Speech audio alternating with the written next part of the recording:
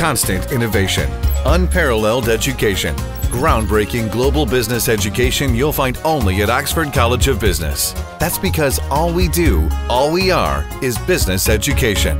The Monetary Board of the Central Bank decided to maintain its key interest rates at their current levels, considering recent macroeconomic developments. Thereby, standing deposit facility rate will remain 7.25% and standing lending facility rate will be maintained at 8.75%. Responding to journalists on the recent controversy surrounding the delays in releasing funds of the first tranche of the Hambantota Port lease agreement, the governor gave clarification saying that it was due procedure. The money was paid by the China Merchant Company to the Sri Lanka Ports Authority because the asset belonged to the Ports Authority. The Ports Authority then had to transfer the money to the government because the government was going to assume that debt for that asset. So the money went from Chinese company to a Bank of Sri Lanka account belonging to the Ports Authority, and then on the instructions of the Treasury, it came to a Deputy Secretary Treasury account in the Central Bank. So now the money is in the Central Bank. Moody's had warned that after the receipts from Hambantota end by the mid of next year, it will be very challenging to build up foreign reserves, that it may not go above $7.5 billion. I think that's quite accurate. Will you buy me a meal if it gets to 10 billion next year? This year, we are buying roughly $200 million a month at the moment. So that is $2.4 billion. On top of that, we're planning to go out and raise money from international capital markets. And if FDI picks up in the way we hope it will, and now I think we can move from hope to expect. I think it's fair to say that in the way we expect it will, then I don't see any difficulty. I think Moody's concerns are misplaced, in my view. Just to add, the statement has already, they lost credibility. Already we have 7.8 billion. Even before we getting the balance part of Hambantota money, if they say if that comes in, obviously it has to be much higher. If we keep this stabilization on track, there won't be any issue. But of course, we have to maintain discipline, particularly on the fiscal side, and there has to be good monetary fiscal coordination. Speaking on the troubled non-bank financial institute Central Investments and Finance PLC, the governor dismissed recent reports and claimed that Central Bank had taken an arbitrary decision.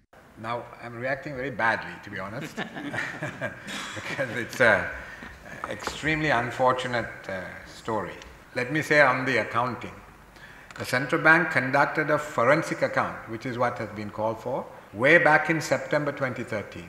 And the findings of that forensic account have been shared with the Attorney General's Department and the CID.